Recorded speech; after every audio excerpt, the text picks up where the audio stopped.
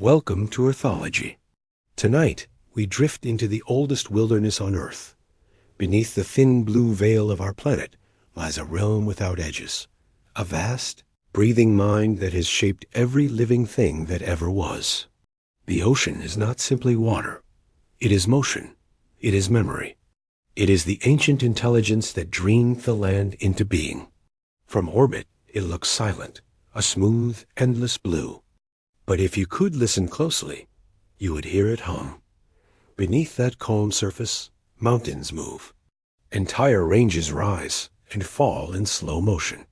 Internal waves, invisible to our eyes, travel through the ocean's hidden layers, some taller than Everest. They roll for thousands of kilometers, through darkness where no sunlight has ever reached, folding water against water like a heartbeat beneath the skin of the world. The ocean is never still. Even when it sleeps, it dreams in motion. Every breath of wind, every pull of the moon sets its surface trembling. And at that surface lies something miraculous, a film no thicker than a strand of hair. It is called the sea surface microlayer, but you could think of it as the ocean's lung. Within this fragile membrane live bacteria, plankton, and organic whispers from every creature on Earth. It is the place where ocean and atmosphere meet, where carbon enters, oxygen leaves, and storms are born. When the wind stirs across it, the sea exhales its scent, sharp, clean, and alive. That smell of salt and life that we call the ocean comes from a chemical called dimethyl sulfide, released by microscopic plankton as they bloom in sunlight. When it rises into the air, it helps seed clouds. The same particles that make the ocean smell alive help paint the sky itself. Every cloud, every rainfall, carries with it a trace of these invisible lives. You are breathing the work of plankton right now. Through the depths, another kind of current flows, not of water, but of sound. Deep beneath the waves is a natural sound highway, a thin layer of the ocean where temperature and pressure bend sound waves so they can travel vast distances without fading. It's called the SOFAR channel, short for sound fixing and ranging. A whale's call can enter this hidden corridor and travel clear across an ocean. A single note sung in the Pacific can echo faintly in the Atlantic. In the dark, where light cannot reach, life finds each other through vibration alone. Light behaves differently here too. At the surface, sunlight dances, fractured into a million shards. But most of it never survives past the first few dozen meters. Red disappears first, then orange, yellow, and green. Only blue remains, scattered and pure. That is why the ocean glows with its endless shade of sapphire. It is what remains of all the colors that could not survive the fall. Yet even as color dies, the sea learns to make its own light. Down where sunlight fades, the water begins to shimmer with its own constellations. 90% of deep-sea creatures can create light, bioluminescence, a language older than speech. Some flash to lure prey, some to find mates, others to vanish into darkness by matching the faint glow above. In the abyss, light is currency, camouflage, and love letter. It is the script the ocean writes when all other ink runs dry. But the sea's movements are not ruled by sunlight or air alone. There are waves that follow the pull of the moon, but not at the surface, deep, invisible tides that churn through valleys and ridges beneath the waves. They lift cold water up from the abyss, carrying nutrients that feed entire ecosystems. In the deep Pacific, some of these underwater tides rise hundreds of meters high, breaking over mountains no one can see. They are the breath of the ocean's heart, cycling warmth and life through the planet's bloodstream. Far below, even stranger storms form. These are eddies, vast spirals of water hundreds of kilometers wide, spinning silently for months or even years. They can trap heat, plankton, and fish, drifting across oceans like colossal weather systems. Some are so large they can be seen from space, swirling like fingerprints on the skin of the world. And in the silence of the deep, life builds empires without light. Along the mid-ocean ridges, where the Earth's crust tears open, hydrothermal vents gush water hot enough to melt lead.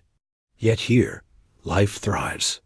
Tube-worms without mouths or stomachs grow taller than a person, fed by bacteria that turn the chemicals of the Earth itself, hydrogen sulfide, methane, iron, into energy. These are not photosynthetic creatures. They are chemosynthetic, surviving not on sunlight, but on the planet's own internal fire. When the vents cool, new ecosystems rise again.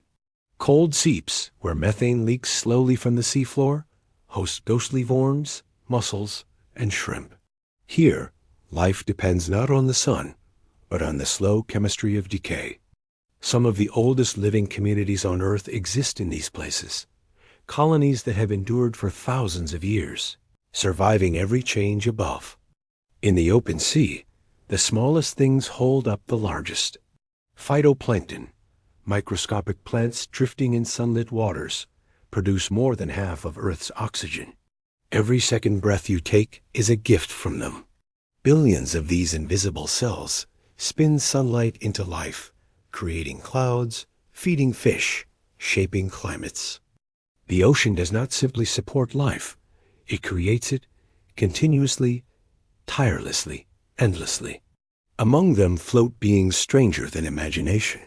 The Portuguese man-o'-war, for example, looks like a single creature, a translucent sail drifting on the surface, but it has not. It's a colony of specialized individuals, each performing a separate role, one to float, one to sting, one to digest, one to reproduce. Together, they function as one organism, a living fleet upon the sea. In the same waters, another creature rewrites the laws of time. Torritopsis dohrnii, the so-called immortal jellyfish, can reverse its life cycle. When threatened or injured, it transforms its adult cells back into their earliest form, beginning life again over and over, like a flame refusing to go out. It is not truly immortal, for it can still be eaten or destroyed, but biologically, it has escaped aging itself. In the deep, even mortality bends to the sea's will.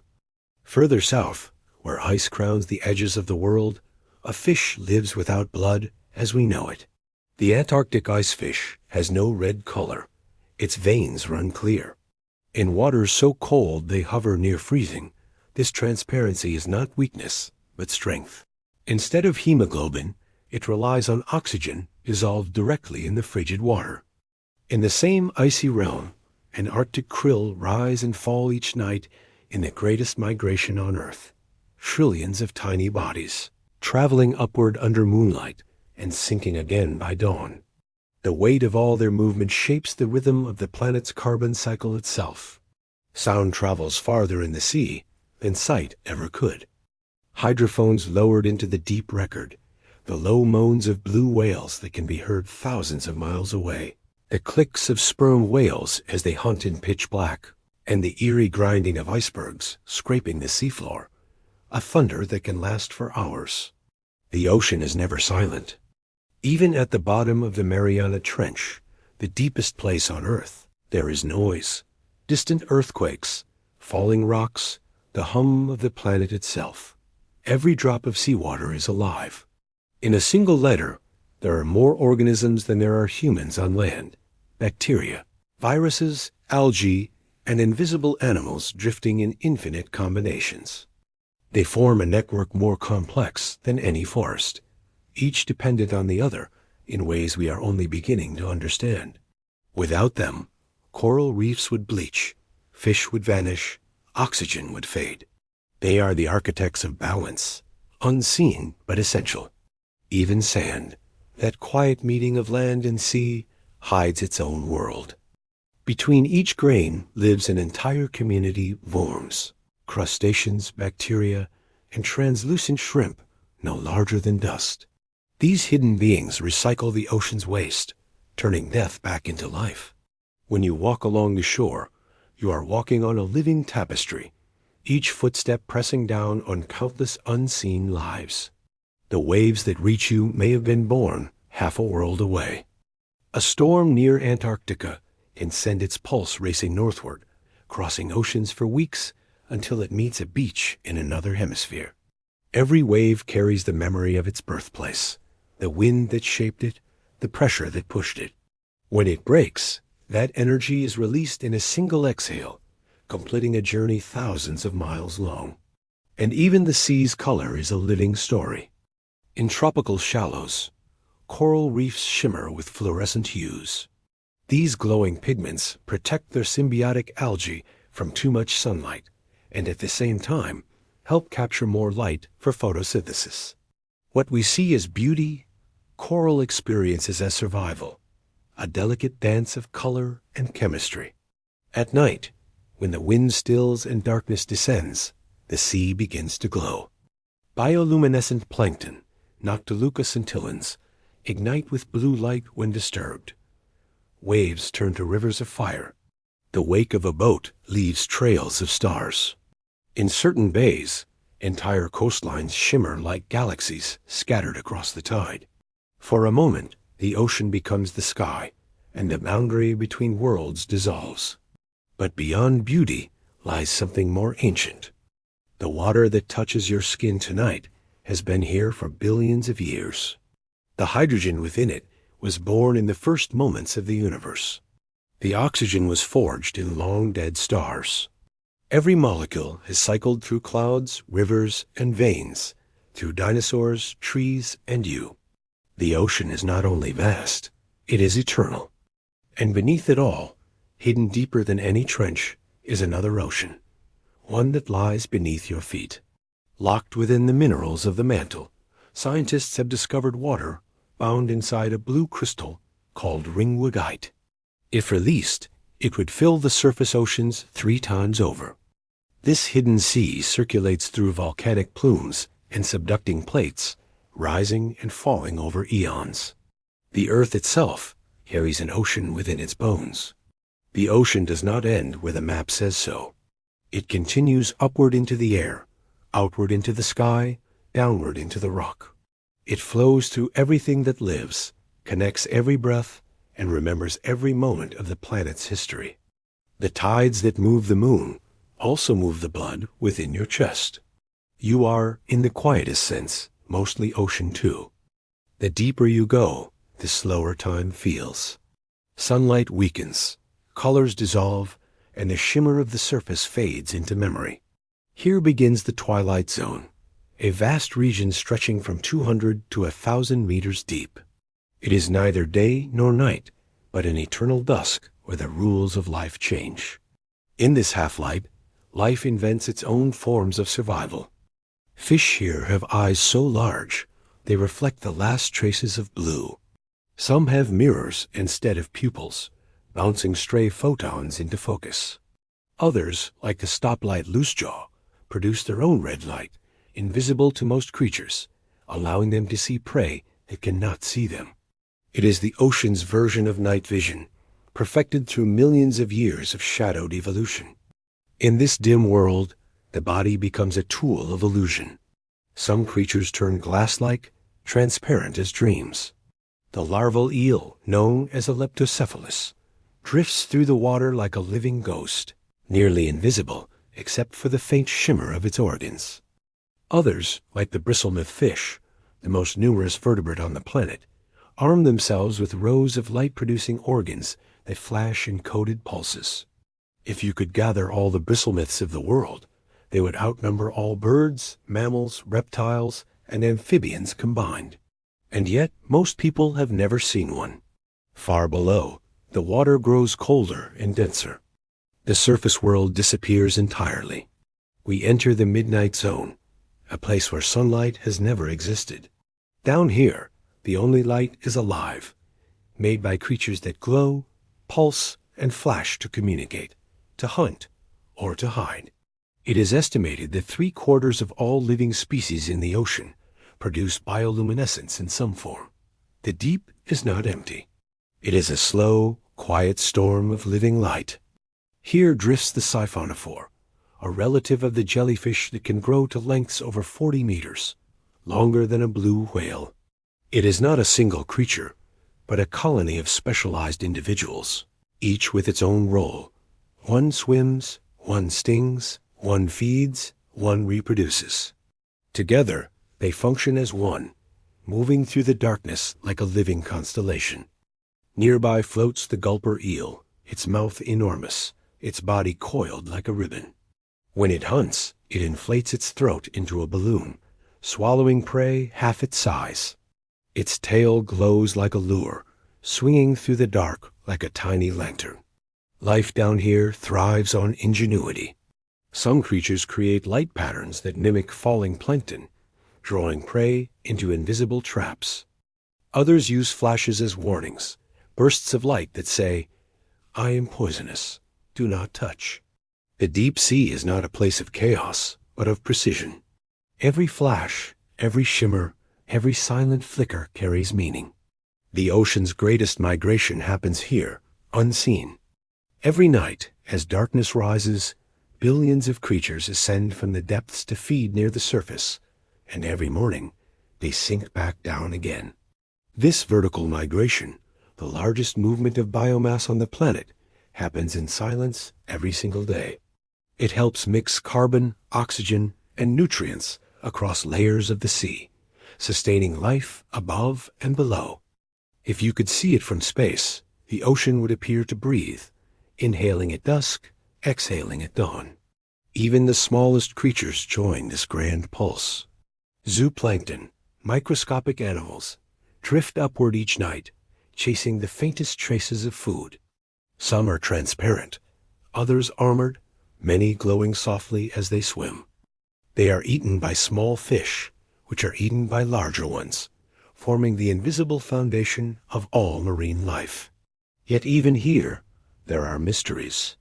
In the darkness between these layers, scientists have discovered vast deep scattering layers, entire clouds of organisms that reflect sonar like solid ground. At times, they rise and fall in unison, as though the ocean itself were breathing with them.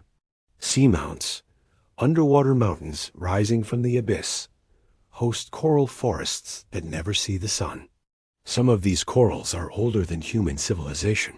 Black corals off Hawaii have been dated to over 4,000 years.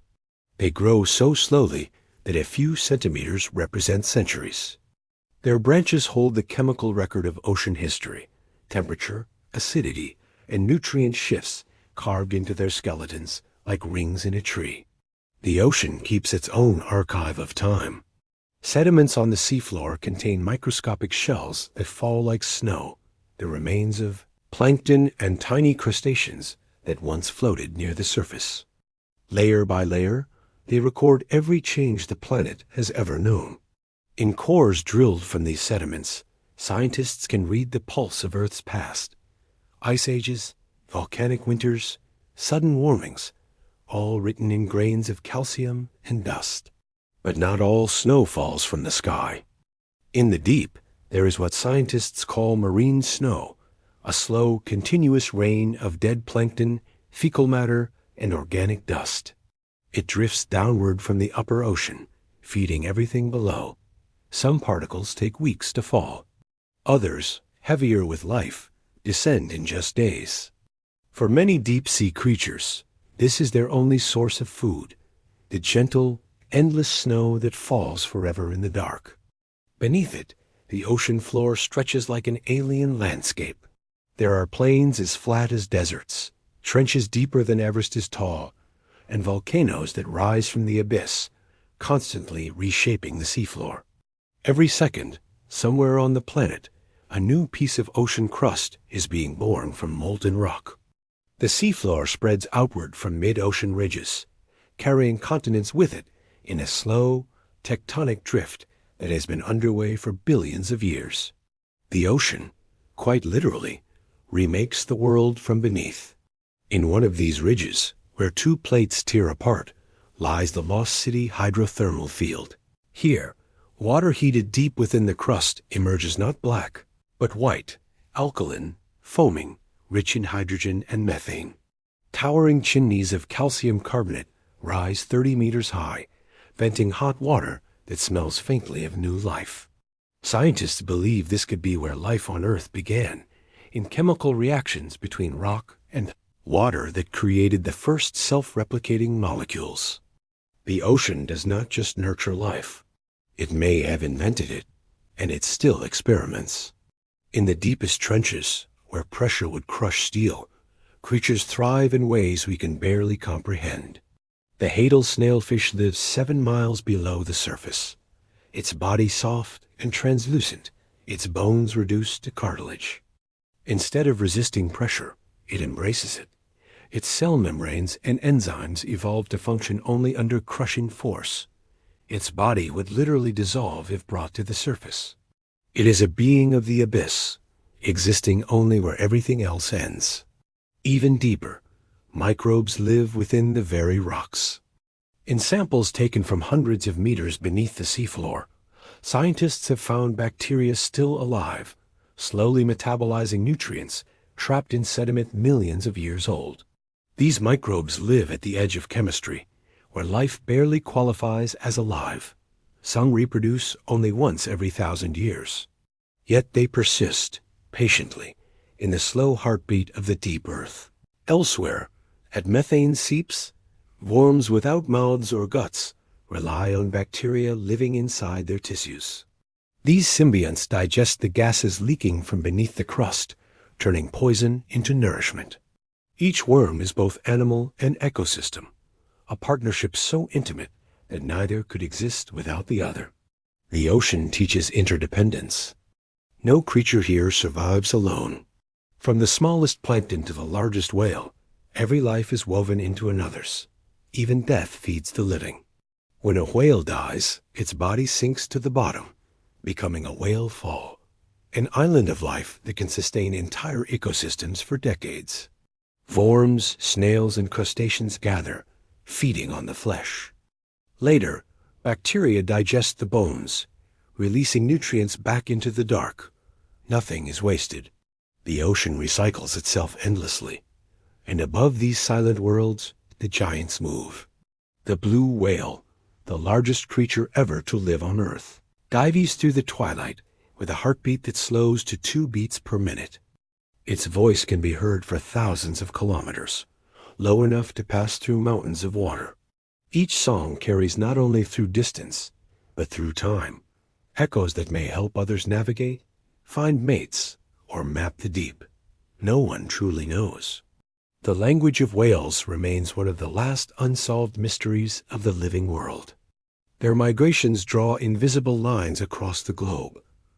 Corridors of memory follow generation after generation. Humpback whales return to the same breeding grounds their ancestors knew centuries ago. Sea turtles navigate thousands of miles guided by the faint pull of the Earth's magnetic field.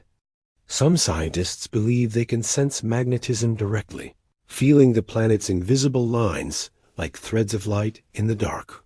All across the ocean, creatures have learned to read what we cannot see. Sharks detect the faint electric fields of beating hearts.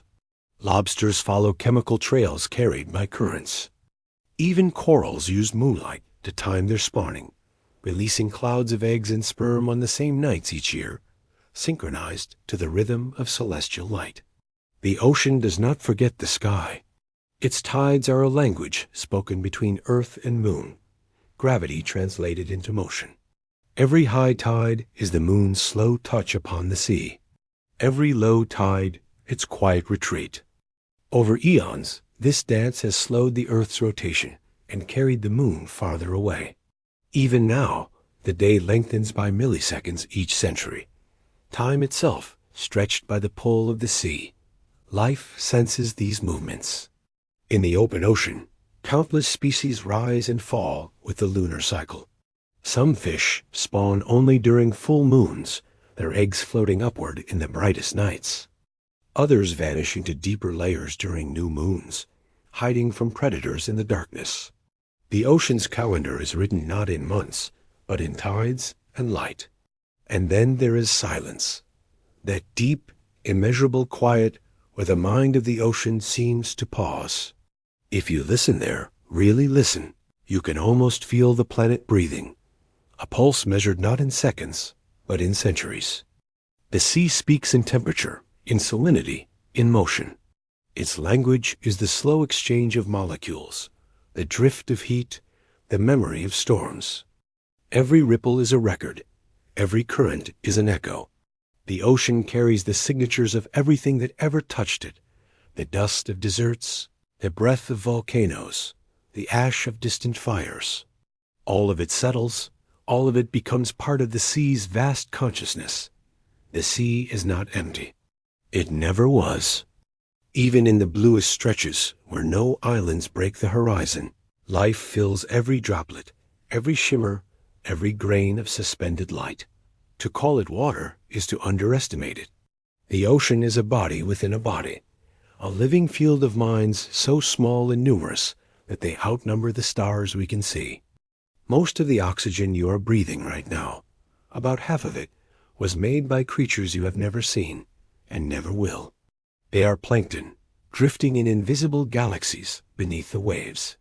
Some are single cells of green glass, called diatoms, with skeletons of silica so delicate that when viewed under a microscope, they resemble stained windows of a drowned cathedral. Others, like Prochlorococcus, are so tiny that 1,000,000 of them could fit inside a drop of seawater. Yet together, they shape the breath of the planet. Each morning, when sunlight filters through the top layers of the sea, these cells awaken in a quiet frenzy. They split light apart, capturing photons, turning them into sugar and air. They are the lungs of the earth, the soft heartbeat that never stops. Among them float stranger beings still. There are bacteria that feed on methane leaking from the seafloor, transforming poison into life.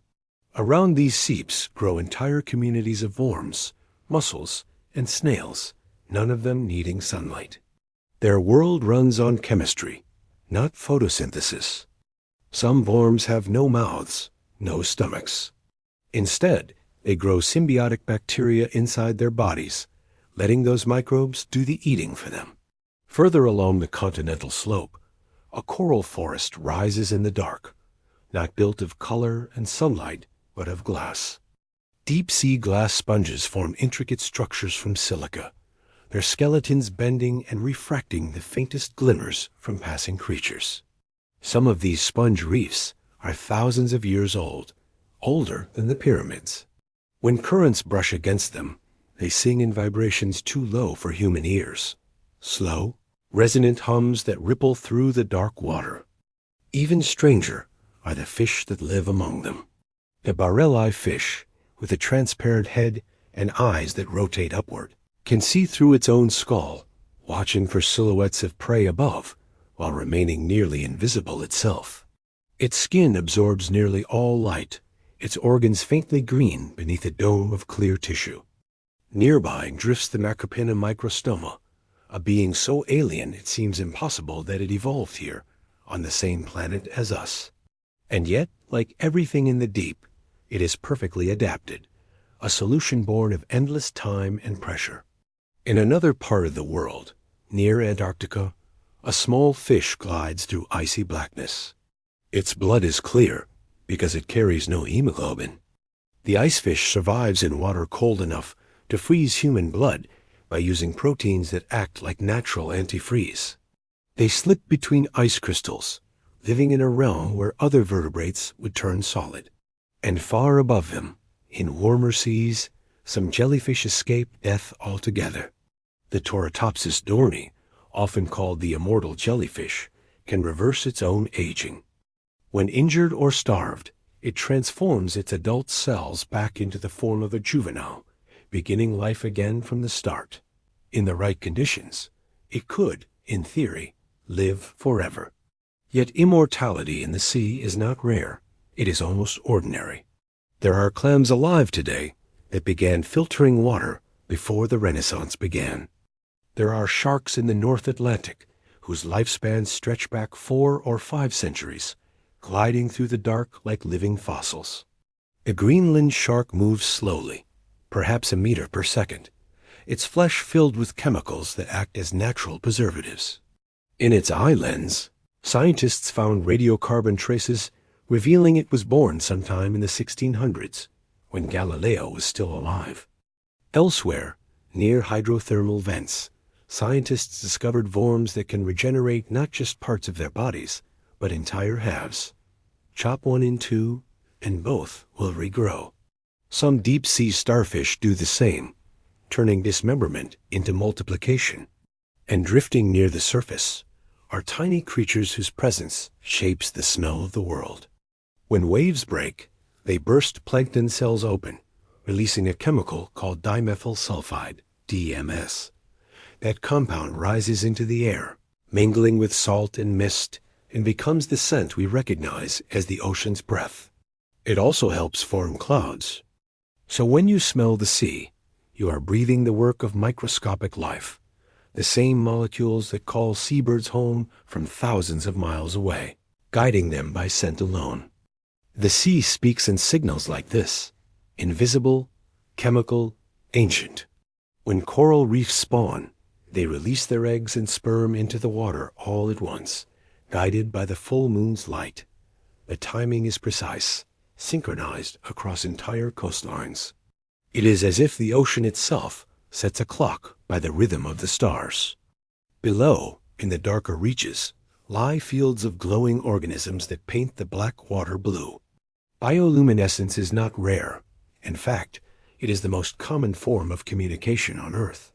Tiny shrimp, squid, and fish flash in coded patterns. Warnings, invitations, camouflage.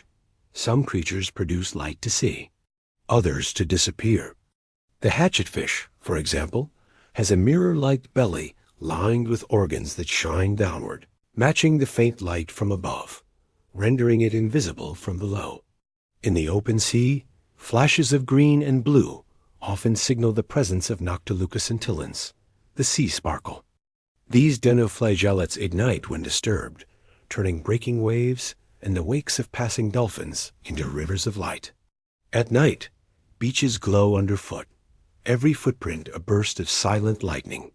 Sometimes entire bays pulse with this living fire. In places like Vieques, Puerto Rico, and Luminous Lagoon in Jamaica, dense populations of these organisms transform the water into liquid starlight. Scientists still study how the exact mix of salinity, nutrients, and temperature allows these fragile worlds to persist. And then there are the siphonophores, colonies of specialized individuals joined together, forming one superorganism. Some are longer than blue whales, stretching over 45 meters, glowing with soft pinks and blues. Each section has a role, some for swimming, some for feeding, some for reproduction, all acting in perfect coordination. They drift like living tapestries, slow and endless. Even the sand beneath the shallows hides small miracles. In tropical lagoons, sea cucumbers graze across the seafloor, cleaning and recycling sand grain by grain. They digest the detritus that settles from above and excrete cleaner sediment, maintaining the clarity of coral waters. Entire coastlines depend on these unassuming creatures. And then, beneath the waves where no sunlight reaches, bacteria carve cities into the skeletons of whale bones. When a whale dies and sinks, a process scientists call whale fall, it becomes an island in the dark. Its bones feed hundreds of species: worms that bore into fat-soaked marrow, crabs that feast on decaying flesh, snails that sip the dissolved oils. Even decades later, bacteria continue to feed, releasing nutrients that sustain new generations of life. In the deep, nothing is wasted. Everything transforms. Even death is a beginning. And as we drift further down, the light fades. The last traces of color vanish, swallowed by indigo and then black. Below 200 meters, the ocean enters its twilight, a realm where daylight weakens and mystery thickens. It is here, in the half-light, that the true strangeness of the sea begins to reveal itself. Below the sunlit waters, color dissolves into silence. The descent begins slowly, first a dimming, then a drowning. The world becomes less a place and more a feeling. The last ribbons of blue light narrow and disappear until only darkness remains, thick and endless. Here begins the deep. The twilight zone.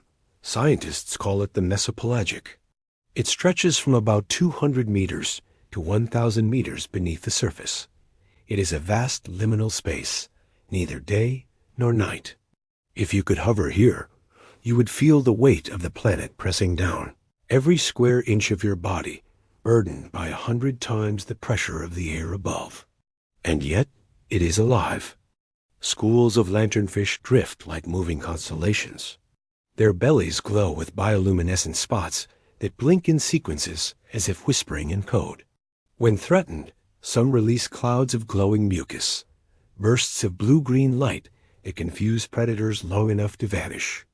The lanternfish are among the most abundant vertebrates on Earth, outnumbering even humans by orders of magnitude. Every night, billions of them rise from the deep to feed near the surface, then retreat again by morning. This vertical migration, the largest daily movement of life on the planet, happens silently, unseen. If you could see through the ocean at night, you would witness a glowing tide of bodies, rising and falling like breath. Among them glide creatures whose names sound like poetry: hatchetfish, dragonfish, bristlemouths, viperfish. The bristlemouth, a tiny fish rarely longer than a finger, may be the most numerous animal with a backbone in existence, perhaps quadrillions of them, lighting the dark with tiny sparks. But not all lights in the deep are to be trusted. The anglerfish dangles a glowing lure from its forehead, like a lantern swinging in the dark. Prey, drawn to the shimmer, drift too close and vanish in a single bite. Some species have males so small they fuse permanently to the female's body, becoming little more than living attachments. Their circulatory systems merge. He becomes a vessel for sperm, she the bearer of light. And deeper still, below the twilight, begins the midnight zone, a world of perpetual darkness, where pressure can crush steel, and yet the softest creatures float unharmed. Down here, even time feels slower. At these depths, rivers flow within the sea. Brine pools, lakes of salt water denser than the surrounding ocean, settle into the sea floor's hollows. Their surfaces shimmer like mercury, their edges marked by ripples that never break. Dip into one, and you would sink as if into oil. Nothing that lives above can survive inside. The salt is too concentrated, the chemistry too alien. Yet along their edges thrive mussels, worms, and shrimp that feed on methane bubbling from the mud. Elsewhere, hydrothermal vents rise like black chimneys, exhaling superheated water rich in minerals. Here, life is born from stone and fire. Bacteria use hydrogen sulfide to create energy, forming the base of ecosystems that thrive entirely without sunlight. Giant tube worms grow taller than a person, their bodies filled with red plumes that pulse with hemoglobin, not for oxygen, but for binding toxic gases that their symbiotic bacteria transform into nourishment. There are shrimp that see in infrared, eyes evolved to detect the faint glow of vent heat instead of light. And pale crabs, yeti crabs, as scientists call them, wave their hairy arms rhythmically, farming bacteria on their own bodies, brushing them off for food. Sometimes the vents collapse, sealing off the heat. When that happens, the entire community dies, yet their nutrients feed the next vent down the ridge. In the deep, death is recycled into new fire. Near these vents, scientists have discovered strange microbial mats, living films that digest metal, sulfur, even radioactive elements. Some may resemble the earliest life on Earth, surviving in a world of rock and acid long before sunlight touched the surface. At the bottom of the Pacific lies a trench so deep that if Everest were dropped inside, its peak would still be under 2 kilometers of water. The Mariana Trench, nearly 11,000 meters down, is the deepest known point on the planet. Here, the pressure is over 1,000 times what we feel at sea level. And yet, in 2017, researchers recorded the sound of a whale, a deep, metallic call echoing through that abyss, proof that even in the most crushing depths, life still sings. Among the inhabitants of this underworld is the ghostly snailfish, translucent and fragile-looking, yet capable of thriving under immense pressure. Its body has no scales, its bones reduced to gel. It would collapse instantly at the surface, but down here it is perfect. Scientists have even found small amphipods, shrimp-like creatures, scavenging in trenches 7 miles deep, their bodies laced with aluminum hydroxide, a natural shield against the acid waters of the abyss. On the seafloor, strange shapes drift past, gelatinous domes, glassy orbs, delicate ribbons. Many have no names yet. In 2021, explorers in the Philippine Trench filmed an organism unlike anything seen before, a pulsating sphere that may represent a new species entirely. In truth, most of the ocean floor remains unseen. Even today, we have mapped Mars in greater detail. Down here, light is not made of color, but of life. Some fish produce red bioluminescence, a secret wavelength invisible to most predators. Others glow in ultraviolet, painting the darkness with signals only their own kind can see. And then there are the creatures that make light for defense, not display. The dragonfish emits flashes from beneath its eyes, bursts of light so brief they act like sonar, illuminating prey without revealing its own position. It is both hunter and ghost. Between 4,000 and 6,000 meters deep lies the abyssal plain, a silent expanse of soft sediment stretching across much of the earth. It is nearly featureless, like a desert of silt, yet it is home to countless organisms that feed on the slow rain of organic debris falling from above. Marine snow. This snow drifts continuously. Flakes of dead plankton, fecal matter, fragments of shells and bones. It may take months or years to fall from the surface to the bottom, but when it lands, it becomes food. Each flake tells a story, the last breath of a jellyfish, the dust of an ancient algae bloom, the residue of storms. The abyssal creatures wait in silence, catching what the ocean gives. There are brittle stars, sea cucumbers, and transparent worms that spin tiny mucus webs to trap the falling snow. Occasionally, something larger arrives, a whale, a shark, a massive squid, sinking like a meteor. Its body becomes an ecosystem for decades. Around these whale falls, the mud is rich with life, glowing faintly from the bacteria that digest its bones. It is one of the few places in the deep where abundance can be found. At these depths, sound becomes the only sense that travels far. In the black, scientists have recorded deep rumbles that echo across entire ocean basins. Some are earthquakes. Some are submarine eruptions. Some still unexplained. When the U.S. National Oceanic and Atmospheric Administration recorded the bloop in 1997, a low-frequency sound heard thousands of kilometers apart, it sparked theories of unknown leviathans. But later analysis revealed it to be the cracking of massive icebergs, a reminder that the ocean's voice is as geologic as it is biological. Pressure here is absolute, but life does not resist it. Life becomes it. The cell membranes of deep-sea organisms contain special fats that remain flexible under stress. Their proteins are folded to survive where ours would collapse. Some species even require high pressure. If brought to the surface, they would die in minutes. And yet, humans have reached these depths, if only briefly. When Victor Vesovo descended into the Mariana Trench in 2019, his submersible touched a landscape that no sunlight had ever reached. He found plastic debris resting beside strange, transparent creatures. Even here to 11 kilometers down, the fingerprints of our civilization have arrived. But the ocean remains patient. For billions of years it has shaped the world's memory, storing carbon, balancing heat, birthing weather. Its depths hold 90% of Earth's volcanic activity, most of it unseen, whispering in earthquakes and mineral flows. Every tremor, every current, every vent is part of a single breathing engine.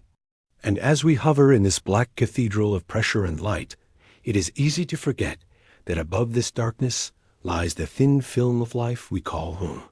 But below even this, deeper than any trench, deeper than any ocean, there is another sea still waiting to be found. There is an ocean beneath your feet. It does not shimmer or surge, and no creature swims within it. It lies trapped inside stone, a secret sea folded into the very structure of the planet.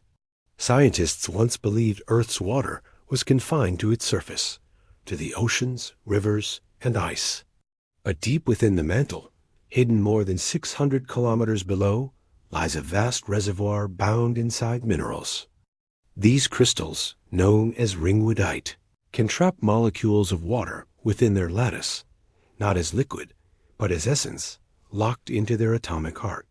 In 2014, a diamond was discovered that had risen from this layer. Trapped inside was a droplet of pure water, older than all human civilization. That tiny inclusion confirmed what geophysicists had long suspected. There may be as much water hidden within the mantle as there is in all the world as oceans combined. This invisible ocean does not move as waves or tides. It shifts in the slow breath of geology, rising through volcanic plumes, sinking through subduction zones, cycling over millions of years. Every eruption, every quake, every mountain born from the sea is part of this hidden tide. It is water not of the surface, but of the planet's soul. Imagine it, a sea beneath the crust, seeping through basalt and peridotite, whispering upward as vapor, returning downward as rain. The hydrologic cycle is not just the dance between sky and sea. It is the conversation between the planet as skin and its burning heart. And if Earth hides such an ocean within itself, then perhaps it is not unique. Across the solar system, water lies in waiting. Far from the warmth of the sun, on a small cracked moon called Europa, an entire ocean slumbers beneath ice. The surface is scarred with fractures, frozen ridges and streaks of crimson salt. Beneath that shell, scientists believe, lies a global ocean more than 100 kilometers deep, kept liquid by the moon's internal heat and the pull of Jupiter's immense gravity. The water there has never felt sunlight. It has never known a storm or a wave. Yet robotic probes have measured faint magnetic signals, ripples that suggest a vast, conductive sea moving beneath the crust. If life ever existed beyond Earth, it may be there, in the dark ocean of Europa, feeding on chemical gradients like the microbes around Earth's hydrothermal vents. No sky, no shore, no light, only endless black water. And Europa is not alone. Enceladus, a smaller moon of Saturn, shines like a mirror. From cracks near its south pole, it sprays plumes of vapor into space, fountains of salt water and organic molecules. When the Cassini spacecraft flew through those plumes, it found something extraordinary: complex carbon compounds, ammonia, and hydrogen, all ingredients of life. It was, in a way, the moon exhaling. These moons are reminders that oceans are not confined to blue planets. They are cosmic, universal. Wherever there is heat, gravity, and the faintest trace of chemistry, water gathers, clings, and waits. Even tiny Pluto, frozen and distant, is believed to harbor a subsurface ocean beneath its crust of nitrogen ice. The dwarf planet, so far from the sun that daylight is like twilight on Earth, might still cradle liquid water warmed by its own internal decay.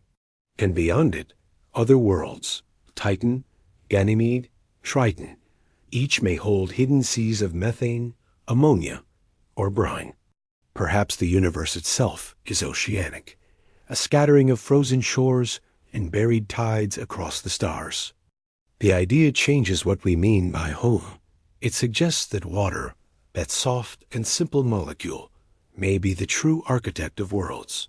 Even asteroids hold its memory. Meteorites found on Earth often contain hydrated minerals, remnants of ancient water that once flowed through them. Some scientists believe that our own oceans began this way. delivered drop by drop through countless impacts billions of years ago. The sea, then, is not just of Earth, it is of space. When you trace a raindrop back to its beginning, it leads to the nebula that birthed the sun. Hydrogen formed in the Big Bang, oxygen forged in the hearts of dying stars, fused together, condensed, and carried through the dark until gravity caught it, until it fell here and became the ocean. So the sea is older than the Earth itself, older than sunlight, older than life. And still, it changes. Deep within the crust, under the seafloor, another hidden ocean thrives, not of liquid, but of life. Scientists have drilled kilometers into the seabed and found microbial communities surviving in pores of rock and sediment. They live slowly, feeding on hydrogen, methane, and the faint energy from decaying minerals. Some reproduce only once every 1,000 years. It is called the deep biosphere, a world beneath the world. The number of microbes living down there may equal or exceed the total number at the surface. For every cell in the ocean above, there may be another below, silent and unseen. In 2019, researchers retrieved a sample of 100-million-year-old sediment from beneath the Pacific and revived the dormant bacteria within it. Given food and warmth, the cells awoke, dividing again after eons of sleep. It was as though time itself had paused, waiting for one more breath. If life can endure such stillness, such isolation, then it may exist wherever water does, even buried deep within alien worlds. On Mars, evidence of saltwater brines has been found beneath polar ice. On the dwarf planet Ceres, bright patches of sodium carbonate mark ancient cryovolcanic flows, the frozen echoes of long-vanished seas. Even Venus, once dismissed as hellish, may once have had oceans hundreds of meters deep before its atmosphere thickened and boiled them away. The cosmos is littered with the ghosts of oceans. And when we look outward, what we see may also be a reflection inward. The deep mantle waters, the buried biospheres, the unseen cycles, they remind us that the boundary between surface and interior, between ocean and stone, is not absolute. The planet breathes through water. It stores it, exhales it, drinks it back again. Perhaps this is the quiet truth of the universe. Not fire, not stone, but fluid, the endless, moving middle ground that allows both to exist. In some ways, we are late to understand it. For most of human history, we believed the ocean ended where the horizon curved. We mapped coastlines and thought we had seen it all. But every new discovery reveals that what we call the ocean is only the skin of a deeper being, one that runs through mantle and moon, through meteor and molecule. And perhaps, if consciousness is the ocean looking back at itself, then every droplet that has ever existed carries memory, not metaphorical, but molecular. Each hydrogen atom in your blood once drifted in interstellar gas. Each oxygen atom was once part of a dying star. When they met, they became water. When water met Earth, it became you. To understand the ocean, then, is to understand the continuity of everything. It is to recognize that every living thing is a rearrangement of the same ancient fluid, thinking water, breathing light. The ocean beneath our feet may be invisible, but its influence rises in every raindrop, every wave, every heartbeat. And just as the sea mirrors the sky, so too does the hidden ocean mirror the cosmos, infinite, restless, and alive. There are scientists who now wonder whether life first arose not in the open sea, but in hydrothermal vents deep within the crust. There, water and rock meet in chemical dialogue, producing organic molecules from simple minerals. The conditions that once sparked life on Earth may exist now, beneath Europa's ice or Enceladus's crust. If so, then the story of life is the story of water discovering itself. One could say that water is not merely a substance, but a process, the universe's way of remembering movement. When it freezes, it holds shape. When it melts, it releases memory. When it evaporates, it ascends, only to return again as rain. Every transformation is a form of continuation. Even in the silence of the deep, water listens. In its stillness, it stores vibration, heat, trace isotopes, the ghost signatures of volcanoes and storms, of passing creatures, of time itself. So when you stand on the shore and gaze at the horizon, you are not looking at distance. You are looking at history, a billion years of circulation, still moving, still learning. The hidden oceans of the world, the mantle seas, the subsurface biospheres, the extraterrestrial waters, all whisper the same thing, that life is not a surface event. It is a depth phenomenon. Beneath everything we know, something vast continues to breathe. Beneath the surface, the ocean's patterns become less about motion and more about memory. Every wave that passes carries with it a whisper from somewhere else, perhaps a faraway storm, or the vibration of a whale's fin brushing through cold water. But even deeper, below the wandering whales and the shoals of life that paint the midwater blue, the ocean grows still, not lifeless, but patient. Here, in the realm few eyes have seen, the sea becomes a cathedral. Light fades quickly. First blue, then nothing at all. Yet this is where most of Earth's living space lies. The twilight zone, the midnight zone, the abyss. If the ocean were a mountain, this would be the hidden valley beneath its shadow, stretching for miles into darkness. Here, the water is thick with pressure, hundreds of times greater than the air above.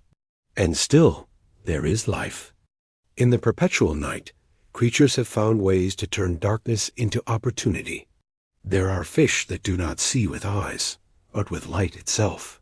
The lanternfish, for instance, wears constellations of glowing organs along its sides, guiding it through the black like stars across a miniature sky. Their bioluminescence is not just beauty, it is communication, camouflage, and lure. Some species pulse their lights to speak to one another. Others use it to disappear entirely, matching the faint glow from above so that predators below see only emptiness. This subtle mimicry, known as counterillumination, is one of the ocean's most elegant tricks. Shrimp, squid, and fish all employ it, adjusting their brightness to the moonlight, filtering from the surface. It is a balancing act between being seen and unseen, a living conversation with the faintest traces of light left in the water. Farther down, where even that pale glow dies, other adaptations appear. The anglerfish, a ghostly creature that seems almost made of smoke, carries its own lantern, a lure of living light that dangles from a filament on its head. The glow comes from symbiotic bacteria that reside within it, thriving in a home of pure darkness.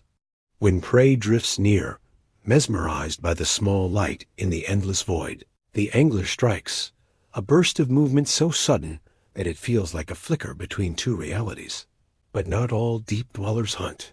Some simply drift, carried by slow underwater currents that circle the globe. The giant siphonophore, for example, can reach lengths exceeding 40 meters, longer than a blue whale, yet it is not a single animal. It is a colony of hundreds, each individual specialized for a role. One for feeding, one for defense, one for reproduction. Together, they move as one fluid being, a ribbon of light undulating through the dark, alive and singular, yet made of many. Nearby, another marvel lives where it should be impossible, the Yeti crab. Found near hydrothermal vents, this white, hairy creature waves its arms gently back and forth, farming bacteria on its fur. These bacteria feed on chemicals pouring from the vents, hydrogen sulfide and methane, in places too toxic for most life. It is as if, in the ocean's deepest underworld, creatures have learned to turn poison into sustenance. And the vents themselves, black smokers, white smokers, are among the most alien landscapes on Earth. Superheated water, rich in dissolved metals, gushes out from the seafloor at temperatures over 400 degrees Celsius, yet it does not boil. The pressure is too immense for that. Around these chimneys rise entire ecosystems that have never seen sunlight. Tuberns as tall as a person, clams the size of footballs, shrimp that glow with faint internal fires. All of them live by the grace of chemosynthesis, life powered not by light, but by chemical energy. This discovery changed how we understand life itself. Until the late 1970s, scientists believed that sunlight was essential for all ecosystems. Then, in 1977, a deep-diving submersible called Alvin found the first vent fields near the Galapagos Rift, and with it, proof that life could exist entirely without the sun. In that instant, the story of life on Earth grew infinitely larger. Since then, scientists have found even stranger worlds, lakes and rivers beneath the ocean itself. In the Gulf of Mexico, pools of brine rest on the seafloor like spilled mercury, so dense that fish float upon them but cannot enter. Their edges shimmer as if made of glass, and within them, alien organisms thrive, bacteria, worms, and mussels that drink in the chemical energy seeping from below. Elsewhere, in the Black Sea, there lies a layer of water that never mixes, an ancient, anoxic world sealed off from the surface for thousands of years. Beneath about 150 meters, oxygen vanishes entirely, replaced by hydrogen sulfide. No fish swim there. No waves stir it. Yet even here, microscopic life survives, feeding on the chemical gradients between life and oblivion. These invisible chemistries shape the ocean's soul. They whisper of Earth's ancient past, a time when the seas were not blue but green, laced with iron and methane, before oxygen changed everything. Some of the deep microbes alive today are descendants of that primordial time, their metabolisms older than the continents themselves. And then there are the sounds. The deep ocean hums. It groans and sighs like a living creature, carrying vibrations from earthquakes, icebergs, and distant storms. In 1997, oceanographers recorded a mysterious sound, a low, powerful moan they called the bloop.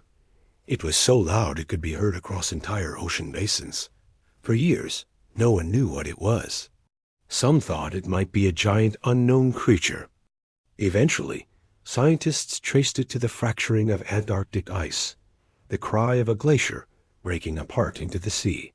But even knowing that, there is still something haunting about the sound. It reminds us that the ocean has a voice, one that speaks in frequencies far below our hearing, resonating through the bones of the planet itself. The Mariana Trench, the ocean's deepest known point, descends nearly 11,000 meters. At its base, the pressure is over 1,000 times what we feel at the surface. It would crush steel like paper. Yet even there, life endures. Tiny amphipods, snailfish with translucent skin, microbial mats coating the rocks. These beings have evolved to withstand what seems impossible, their enzymes shaped by pressure, their membranes flexible beyond imagination. In 2019, when the deep-sea explorer Victor Vesovo descended into the trench, he found not only life, but also something sobering, a plastic bag and candy wrappers. Even here, at the deepest place on Earth, human fingerprints have arrived. But life continues regardless. The snailfish that lives at these depths does not fight the pressure. It becomes part of it. Its body lacks air cavities. Its bones are soft. Its blood thick. Everything about it is adapted to a world where strength lies in yielding. And in that way, perhaps, it resembles the ocean itself. For all its storms and power, the ocean endures by moving, by changing, by giving way. It is a realm defined by paradox, both violent and serene, both fragile and eternal. And as we travel deeper still, past even the trenches, there lies a mystery that changes everything we think we know about water. There is an ocean beneath the ocean, not made of liquid, but of molecules locked within the planet's mantle. Scientists call it the transition zone, between 410 and 660 kilometers deep, where minerals trap vast amounts of water within their crystal structures. It is estimated that this hidden ocean may contain as much water as all the surface seas combined. But it does not flow or shimmer. It waits, imprisoned in rock, shaping the movement of continents and the breathing of volcanoes. When we look at the sea, we see only the surface of something much greater. Water, it seems, is not a feature of Earth. It is its essence. It weaves through stone, through air, through time itself. From the abyssal depths to the mantle's shadowed reservoirs, it is everywhere. The ocean does not end at its shorelines. It continues beneath everything. When we think of oceans, we imagine blue horizons, tides brushing the edges of continents, and light shimmering upon salt. But in truth, the sea is not confined to this world. It is a pattern, a principle, one that repeats itself across the universe. There are other oceans, far beyond Earth, hidden beneath shells of ice. In the silence of space, water has gathered again and again, drawn to gravity, warmth, and the chemistry of possibility. It seems that wherever the conditions allow, water writes the same story, the story of life. Take Europa, for instance, one of Jupiter's moons, and one of the most mysterious places in the solar system. Its surface gleams white, scarred by red-brown lines that crisscross like veins beneath frozen skin. Beneath that shell of ice, scientists believe, lies an ocean deeper than Earth's, kept liquid by tidal heat and radioactive decay. We have never seen it directly, yet its presence is undeniable. Magnetic readings, the chemistry of plumes that burst from its poles, the shape of its surface, all whisper the same truth. Europa hides an entire ocean world. And perhaps, just perhaps, it breathes. The cracks on its surface are not static. They shift and reform, as though something beneath is stirring, flexing, changing. The water below may churn with salt and minerals, heated by hydrothermal vents similar to those on our own seafloor. If that is true, then life could exist there. Not life like ours, but something ancient, microbial, built on chemistry rather than sunlight. Farther out still, Saturn's moon Enceladus gleams like a pearl. Its gravity is smaller, its size modest, yet at its south pole, vast geysers erupt into space, plumes of vapor, ice, and organic compounds shooting hundreds of kilometers high. NASA's Cassini spacecraft once flew through those plumes and detected something extraordinary: hydrogen, methane, carbon dioxide, the ingredients of habitability. Deep within Enceladus lies another hidden ocean, trapped beneath a crust of ice, warmed from below. And at the base of that ocean, there may be hydrothermal vents, places where energy, water, and chemistry intertwine, as they did in Earth's earliest days. If so, then the story of life may not be unique to us at all. It may be the natural result of what water does when given time and depth. It organizes, it experiments, it remembers. Even within our own planet, there are echoes of these cosmic seas. Beneath the Antarctic ice sheet, lakes have remained sealed for millions of years. Lake Vostok, buried under nearly 4 kilometers of solid ice, holds liquid water that has never touched the air. Scientists drilled carefully, reaching it without contamination, and what they found there was astonishing. Traces of microbial life, thriving in the dark, isolated from the sun for eons. It is as if the ocean is not bound by the surface at all, but by a deeper rule, one that says where water exists, life finds a way to follow. And perhaps that is the truest secret of all. Water does not simply support life, it becomes it. Every cell in your body is mostly water. Every heartbeat, every breath, every thought relies on the gentle conductivity and structure of its molecules. Even the DNA that carries your history is cradled in it, shaped by the same hydrogen bonds that hold together drops of rain and waves of the sea. You are, in the most literal sense, an extension of the ocean's memory. But water's memory goes deeper than biology. Some of the water on Earth is older than the sun itself. locked within meteorites and ancient ice. Scientists have found isotopic ratios that prove a portion of our planet's as water predates the solar system. Before the Earth coalesced, before the planets took form, these molecules were drifting in the cold clouds of interstellar space, frozen whispers from the birth of stars. When you touch the ocean, you are touching something that has existed for billions of years, something that has never truly disappeared, only changed form. Every wave that breaks along the shore contains atoms that once swirled in ancient comets, fell as rain on dinosaurs, froze within glaciers, and rose again as vapor. Water is not consumed, only transformed. It moves in endless circles, from cloud to sea, to vein to sky, carrying memory in its structure, its rhythm, its persistence. Even the salt within it tells a story.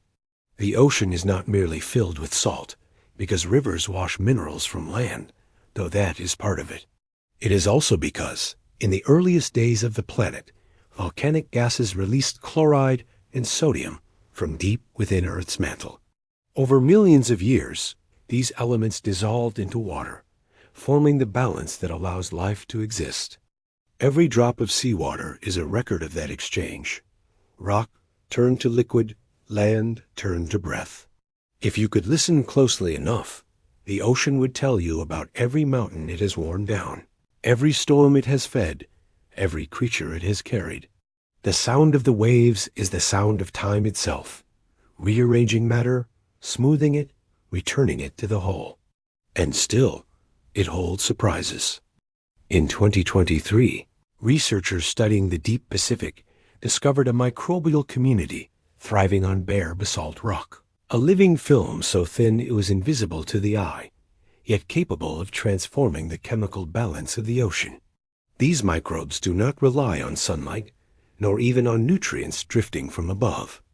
They live on the faint oxidation of iron within the rock itself, an energy so delicate it would seem impossible to sustain life. Yet they persist, shaping the water around them in silence. Elsewhere, in the Arctic, scientists found jellyfish pulsating beneath the ice, glowing faintly with internal light. Their bells move slowly, conserving energy, as if dancing to the rhythm of the sea's pulse. No one knows how long they live, or where they go when the ice closes over them again. They may spend decades drifting through freezing darkness, tracing invisible paths through the underworld of water. Life, it seems, is not rare. It is relentless. And it is all connected, from the hydrogen atoms in a star to the moisture in your breath. Every molecule of water on this planet is part of a cycle that never ends, a conversation between rock, sky, and time. When you stand at the shore and watch the waves roll in, what you are really seeing is the universe remembering itself. Each wave carries stardust. Each ripple carries gravity's echo. Perhaps that is why we find peace near the sea. Somewhere deep within us, we recognize it.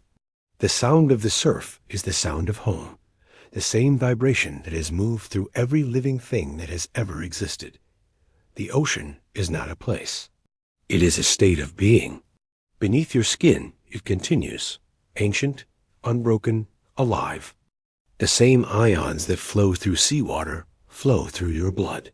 The same electric impulses that shimmer in coral polyps spark in your nerves. You are not apart from the ocean. You are a piece of it that learned to walk upon land. And when you return to its edge, standing barefoot in the surf, you are not simply observing the sea, you are returning to yourself. For water remembers. It remembers the fall of rain, the sound of rivers, the drift of glaciers. It remembers the planets before they formed, the comets before they fell. It remembers every creature that has ever swum, crawled, or breathed. And in its endless cycle, it carries that memory forward, quietly, gently, eternally. The sea does not forget. It holds everything. And perhaps that is its final secret. The ocean is not something we visit. It is something we are. Somewhere beyond sound and sight, the ocean begins to remember. Not in the way we do, not in words, not in images, but in movement, in chemistry, in endless repetition. Each current, each swirl of plankton, each dissolved atom of salt is a record of something that came before. Imagine a drop of water. It seems small, insignificant, yet it carries an ancestry older than life. Within that single drop, hydrogen atoms forged in the birth of the universe bond with oxygen that once burned inside the heart of a dying star. The water you hold in your hand has traveled across epochs. It has been vapor and ice, cloud and sea. It has fallen as rain on every continent and flowed through every ocean basin that has ever existed. It has touched mountains now gone, forests now turned to stone, creatures that no longer have names. Water never dies, it only moves. In ancient times, seawater was trapped inside crystals of salt, deep within the Earth's crust. Some of those crystals still hold tiny pockets of primordial ocean, liquid from a world 3 billion years ago, perfectly preserved. When scientists crack them open, they find not just water, but life, microbial remnants, silent and intact, drifting through time in mineral amber. These are the ocean's memories, sealed within the bones of the planet. Elsewhere, in Greenland's ice, air bubbles preserve the whispers of past atmospheres. Each layer of snow becomes a record of ancient storms, volcanic eruptions, the breath of vanished animals. Melt one, and you release air last exhaled by mammoths, by forests that no longer exist. In this way, the ocean's frozen form keeps the story of the Earth like pages in an eternal book. But the ocean also remembers through rhythm. The tides rise and fall with the pull of the moon, as they have for 4 billion years. Long before eyes looked up at the night sky, the ocean was already responding to that distant companion, a gravitational heartbeat that shaped coastlines, carved estuaries, and set the pace of life itself. Even now, corals spawn to the rhythm of lunar light, synchronized across vast reefs as if the sea and the sky still share a pulse. Inside the water, time slows. A single molecule may take 1,000 years to drift from the surface to the deep and back again. In the great conveyor belt of the ocean, the global circulation that connects every sea, water travels like a pilgrim across the world. It sinks in the North Atlantic, where it grows cold and dense, then flows silently southward along the abyssal plains, curling beneath Africa and into the Pacific. There, centuries later, it rises again, warmed and renewed. What falls in one lifetime resurfaces in another. In this endless exchange, the ocean redistributes not just heat but memory. Each layer contains traces of the past, dissolved gases, nutrients, ancient carbon. When scientists measure the isotopes in deep water, they can tell how long it has been since it last saw sunlight. Some pockets of the deep Pacific have been there since before the Renaissance. And yet, even as time drifts slowly below, the surface moves with ceaseless immediacy. Every second, waves are born and die. Each one carries a fraction of the wind's breath, transferring energy from the sky to the sea. The ocean listens, translates, and responds, a language older than sound. Somewhere off the coast of Iceland, deep-sea vents known as the Loki's Castle Fields are releasing warm, mineral-rich water into the black. In 2015, researchers found microbes there that share striking similarities with the building blocks of complex life, organisms they named Lokiarchaea.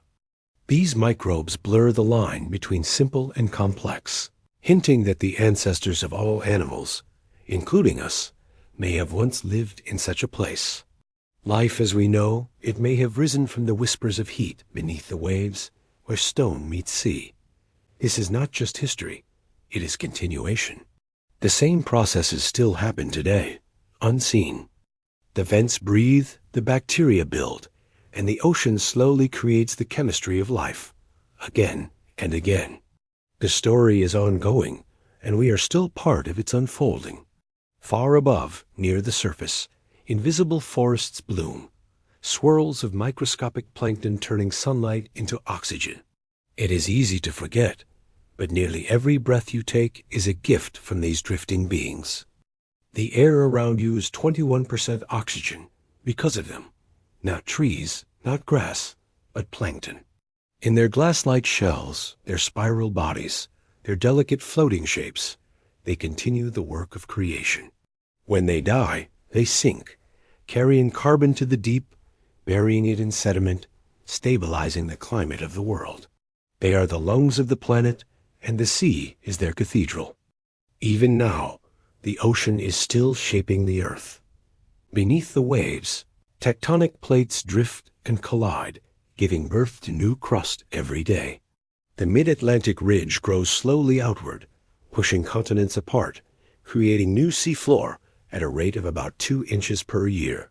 It is the slow heartbeat of the planet, invisible yet relentless, the soundless expansion of the world. At hydrothermal vents along that ridge, black chimneys rise and crumble, releasing plumes of mineral smoke that feed entire ecosystems. These vent fields are temporary, living landscapes that build, collapse, and rebuild over decades. The ocean does not stand still. It is always reimagining itself. And even in the shallows, in the coral reefs and kelp forests, there is quiet resilience. Corals bleach and recover. Kelp grows and is torn away, yet both endure, adapting to currents, storms, and shifting light. The ocean teaches patience, how to bend without breaking, how to persist through change. In recent years, scientists have discovered that the ocean hums at a planetary scale. A low-frequency vibration, called the Earth's hum, resonates through every ocean basin. It is generated not by earthquakes, but by the ceaseless beating of waves against the seafloor, a natural symphony that never stops. Even when no storm stirs the surface, the deep continues to sing, a sound too low for human ears, yet measurable by instruments. It is as though the planet itself is breathing through the sea, and in that breath, everything connects. The vapor that rises from the waves becomes clouds that cross continents. Those clouds rain upon rivers, and the rivers return their water to the sea.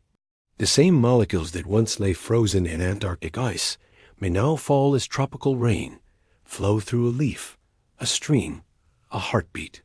The boundary between ocean and life dissolves entirely. Water is the thread that sews together existence, between past and present, between stars and stone, between what is living and what only waits to be born. When you watch the horizon, you are seeing the shape of infinity reflected in motion. Each glitter of sunlight, each cresting wave, is the universe reminding you that nothing truly ends. The ocean carries within it the memory of every beginning. And when its waves touch the shore, it offers that memory back to you, not as knowledge, but as feeling. A calmness that cannot be reasoned, only remembered. A sense that we have been here before, because in some molecular way, we have. Every drop that touches your skin has been here for billions of years, through comet tails, volcanic clouds, and the hearts of stars. It has known forms beyond imagination, yet always returns to the same truth, to flow, to change, to continue. And so, as you listen to the sea, remember, it is not speaking in riddles. It is simply reminding you of what you already are.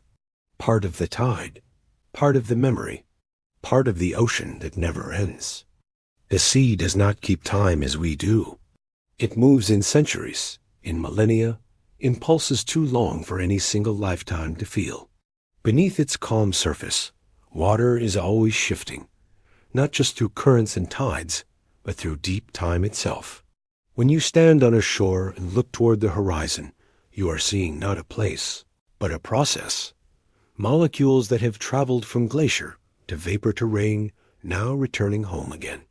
Somewhere in the depths, a current is beginning its journey, a ribbon of cold, dense water sinking into the Atlantic.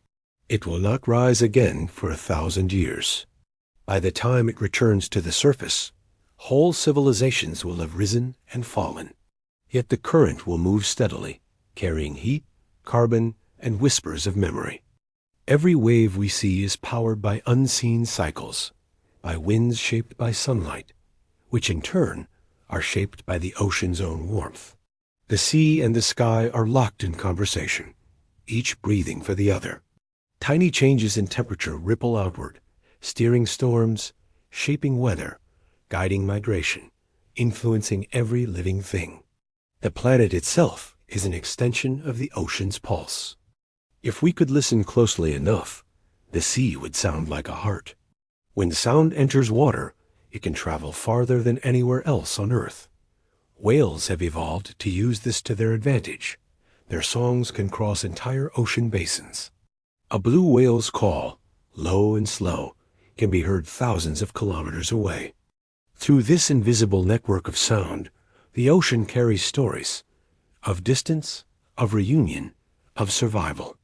In certain places, deep beneath the surface, there exists what scientists call the SOFAR channel, the sound fixing and ranging layer. It is a thin band of water where temperature and pressure combine to trap sound, allowing it to travel vast distances with little loss. Submarines use it, so do whales.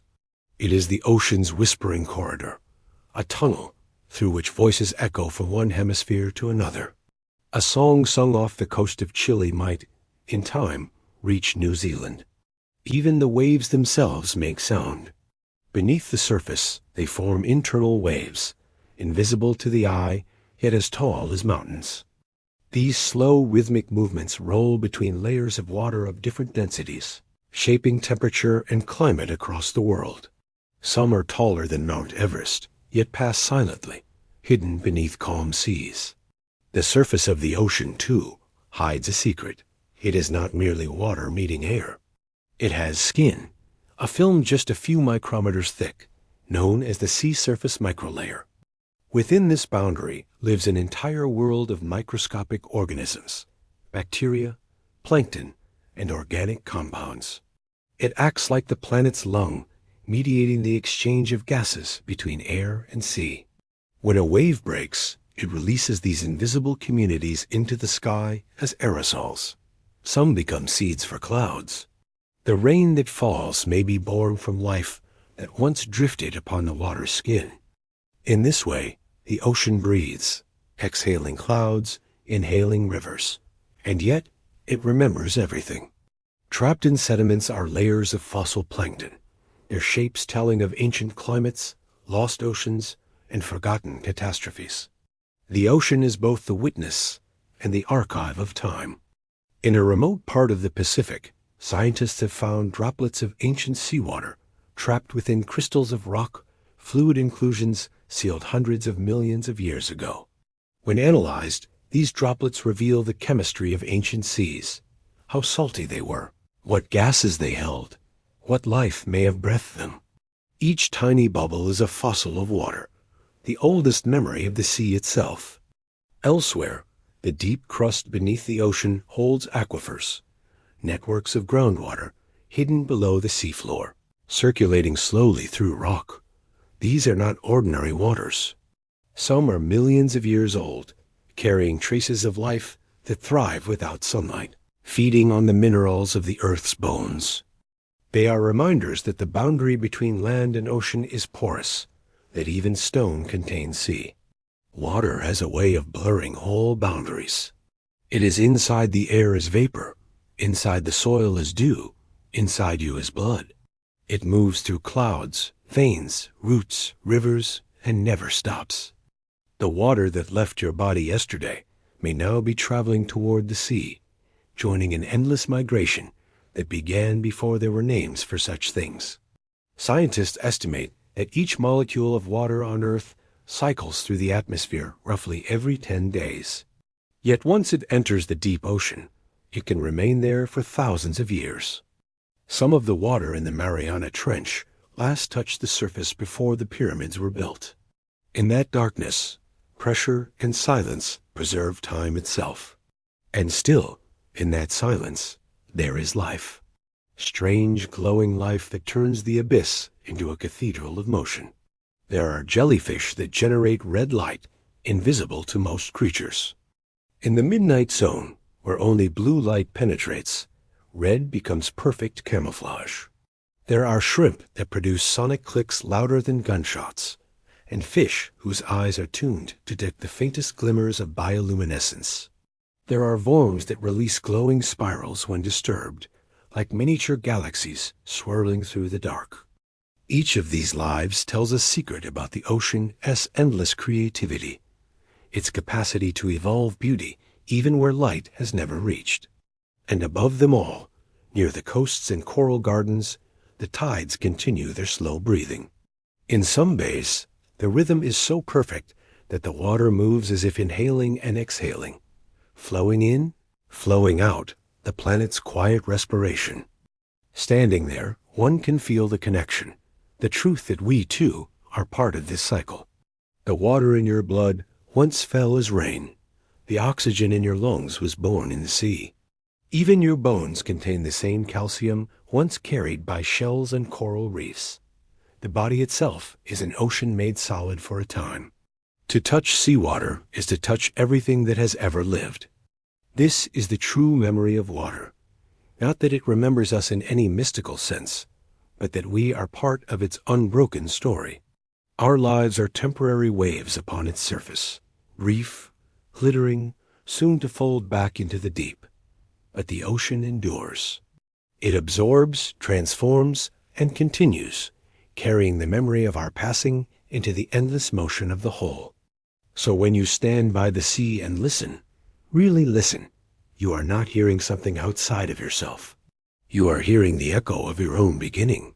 The sound of waves is the sound of your cells remembering where they came from. The ocean does not speak in words, yet it tells the oldest truth there is, that everything flows and nothing is lost. The ocean has always been a mirror, reflecting not only the sky above it, but the inner world of those who gaze upon it. Across every era of history, people have come to the sea to understand something about themselves. Some found divinity in its rhythm, others found fear, but all who listened long enough came to the same quiet realization: the ocean does not end at the horizon. It continues inward, into us, into memory, into everything that breathes. For the ocean is not only water. It is the sum of every river that has ever flowed, every cloud that has ever wept, every glacier that has ever melted. Its salt is ancient, born from the slow dissolving of mountains. Its rhythm is eternal, the sound of gravity and moonlight playing upon the edge of the world. When you walk along a beach, each grain of sand beneath your feet has lived countless lives. It may once have been part of a volcanic rock, cooled by ancient lava, or a shell, once home to a creature whose heartbeat matched the tide. Over millions of years, waves have ground those memories into dust, scattering them along the shore like a whisper of time. In deserts, you can still find seas. The sand dunes of the Sahara were once the bed of a vast ocean called the Tethys Sea, where coral reefs bloomed and ammonites drifted through warm shallows. Today, fossilized seashells lie half buried in the dunes, a reminder that even the driest places were once ruled by water. The sea never truly leaves. It only changes form. If you travel far into the heart of the Himalayas, you'll find the same story written in stone. At the top of the world, high above the clouds, lie the remains of ancient marine creatures, fossils of shells, corals, and fish. These are the relics of a vanished ocean floor, thrust upward when the Indian plate collided with Asia. The tallest mountains on Earth were once the ocean's depths. The coral reefs of an ancient world now form the peaks that pierce the sky. This is the ocean's quiet paradox. What is above was once below. What is dry was once submerged. The planet's memory is circular, its transformations infinite. Even now, the sea continues to shape the land. Along the Pacific coasts, entire forests have been swallowed by the tides. Ghost forests, where cedar trunks stand pale, and silent in salt water, their roots still anchored to the drowned soil. These trees are not victims of storms, but of time. The land beneath them has slowly sunk, inch by inch, while the ocean rose to claim it. What remains is a still, haunting beauty, nature's reminder that even the ground we stand upon is not permanent. And beneath those ghost forests, deeper still, lie worlds untouched by sunlight. The ocean floor is a realm of extremes, of boiling vents and freezing trenches, of crushing pressure and alien life. Yet it is also a realm of creation. From the volcanic ridges that split continents to the hydrothermal vents that spew minerals into the abyss, the sea is constantly building and rebuilding the world. At those vents, life thrives in utter darkness. Microbes feed on chemical energy rather than sunlight, forming the foundation of entire ecosystems. Giant tube forms, blind shrimp, and translucent crabs live in a dance of sulfur and heat. These creatures are not relics of another age. They are evidence that life can emerge anywhere the conditions allow. Even here, 2,500 meters below the surface, life writes poetry with molecules. And the story does not end there. In recent years, scientists discovered hydrothermal vents beneath the Arctic ice, proving that even the most remote, frozen seas contain life's spark. The vents there operate in near total darkness, beneath layers of permafrost and ice shells, yet microbial colonies flourish, drawing energy from the earth itself. If life can thrive in such places, perhaps it could exist elsewhere, beneath the ice crust of Europa or the methane seas of Titan. The ocean, it seems, is not just Earth's domain. It is a blueprint for life across the universe. But while we look outward, the ocean continues its patient work below. Deep currents weave through the world's basins like arteries, redistributing heat and nutrients, connecting one sea to another. A molecule of water leaving the Antarctic today might take centuries to return, drifting through the Indian Ocean, passing beneath Africa, rising again in the Pacific. Oceanographers call this grand circulation the global conveyor belt, but it is more than machinery. It is the planet's bloodstream. Without it, climates would falter, rain would shift, ice would grow unchecked. The ocean is the great equalizer, balancing extremes, turning chaos into rhythm. It regulates the breath of the world. And within that circulation lies another secret: underwater waterfalls. They do not fall from cliffs or crash against rocks, but flow invisibly between layers of different temperatures and densities. The largest of these, beneath the Denmark Strait between Greenland and Iceland, carries more water than every river on Earth combined. It is a cascade so immense that it defies imagination. A hidden waterfall in the dark, shaping the balance of the Atlantic. There are rivers in the sea and waterfalls beneath them. There are mountains higher than Everest hidden beneath the waves, and valleys deeper than anything on land. There are plains, deserts, storms, and even lakes within the ocean, brine pools so dense that they form their own surfaces, complete with waves and shores. Dip beneath their boundary, and you enter another ocean, darker still, heavy with salt and methane. To the creatures that live nearby, it is both death and refuge. Everything in the ocean seems to echo something human. Its storms resemble emotion, powerful, shifting, unpredictable. Its depths mirror memory, vast, unreachable, yet full of forgotten light. Its waves mirror breath. Perhaps that is why the sea feels familiar, even to those who have never seen it. There's an old saying among sailors: the sea finds what the land forgets. It finds wrecks, bones, seeds, stories, and keeps them. On the seafloor, thousands of shipwrecks lie preserved in darkness. Some still hold their cargoes: amphorae from Roman traders, porcelain from Ming voyages, coal from sunken steamships. In cold water, even wood can last for centuries, sealed in sediment like a time capsule.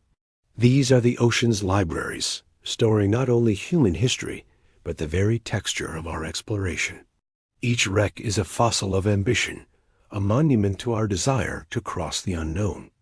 And yet, as the centuries pass, the sea reclaims them too. Barnacles colonize the hulls. Coral grows over the metal. Fish make homes where once there were cabins. What we build, the ocean transforms into reef. What we lose, it turns into life. To the ocean, nothing is wasted. When you stand at the edge of the water and watch the tide pull back, you are seeing the world's oldest ritual, the eternal exchange between what is given and what is taken. Every wave is a cycle completed. Every retreat is a promise to return. The sea does not end. It only waits. It has waited for billions of years, long before we named it or measured it or dreamed of its depth. And long after we are gone, it will continue, still moving, still breathing, still remembering. The water that surrounds the earth today will be the same that surrounds it in 1,000 ages, rearranged, reborn, but never gone. And maybe that is the quiet lesson the ocean offers, that nothing truly disappears, everything transforms. The tide recedes, but it always comes back. Far below the sunlit world, where the sea becomes black and pressure builds like the weight of forgotten dreams, there is a quiet snow that never stops falling. It is called marine snow, a slow, eternal rain of life and death combined. Tiny particles of plankton, fragments of shells, feces, and dust drift endlessly downward, forming clouds that shimmer faintly in the dark. To the naked eye, it looks like ash suspended in slow motion. But to the creatures of the deep, it is sustenance, the fragile thread that connects the surface to the abyss. Every flake carries carbon drawn from sunlight and air, descending through the ocean's body to feed worlds that will never see the sky. Without this gentle snowfall, the deep sea would starve, and the balance of the entire planet would collapse. Each piece of marine snow falls for weeks before reaching the seafloor. In that time, it is eaten, transformed, and reborn 1,000 times over. By the time it lands, it has become a new substance entirely, neither organic nor mineral, neither living nor dead. In its quiet descent, it mirrors us all, fragments drifting through the dark, seeking to become something else. And beneath this rain, strange creatures wait. At depths where light has never touched, transparent sea cucumbers stretch their mouths toward the sky, feeding on the snow. Sea pigs, with soft pink bodies and stubby legs, move slowly across the mud like travelers crossing an alien plain. Nearby, giant isopods, distant cousins of woodlice, scuttle across the sediment, their armored shells gleaming faintly in the glow of passing bioluminescent jellyfish. These animals live in silence, yet their existence speaks volumes. They show that life requires no sunlight, no warmth, only the faint memory of energy falling from above. But even here, deeper wonders wait. In the blackest waters of the abyssal plains, where the pressure could crush steel, scientists have recorded rogue waves beneath the sea, internal surges that rise and collapse without warning. Unlike the towering waves on the surface, these are made of shifting layers of water with different temperatures and densities, colliding in the dark. Some stand taller than mountains, invisible from above, moving with the slow power of continents. Elsewhere, lightning has been seen beneath the waves, not from the sky, but from life itself. Certain plankton species, when disturbed, release bursts of light so intense they resemble miniature storms. Sailors once called them sea fire, believing they were messages from gods or spirits. Today, we know they are biochemical miracles, reactions of luciferin and oxygen, transforming chemical energy into radiance. When billions of these organisms bloom at once, entire coastlines glow blue, as if the stars have fallen into the water. The ocean loves opposites. In one moment, it is still as glass. In another, it roars with the fury of a storm. It can cradle or consume, reveal or conceal.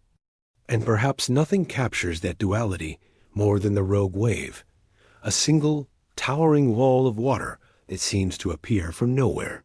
For centuries, sailors told stories of these monsters, waves taller than lighthouses that rose from calm seas, and devoured ships whole. Many thought they were myths, until satellites began to confirm them in the late 20th century.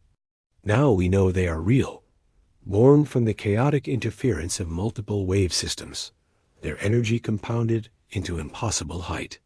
They are not tsunamis or tides, but moments when the ocean's mathematics turn wild. Even today, their origins are not fully understood. The sea keeps some mysteries for itself, and while the surface rages, the deep remains steady. Down there, time moves differently. Sediments accumulate layer upon layer, each grain a record of something long gone. In the core samples drilled from the seafloor, scientists have found microscopic fossils that tell the story of entire ages, warm periods, ice ages, extinctions, rebirths. The ocean keeps Earth's autobiography written in silt. Sometimes, trapped within those layers, they find something even older, droplets of ancient seawater sealed in mineral crystals for hundreds of millions of years. When released, the water smells faintly of salt and stone, a ghost of the primordial ocean from which all life arose.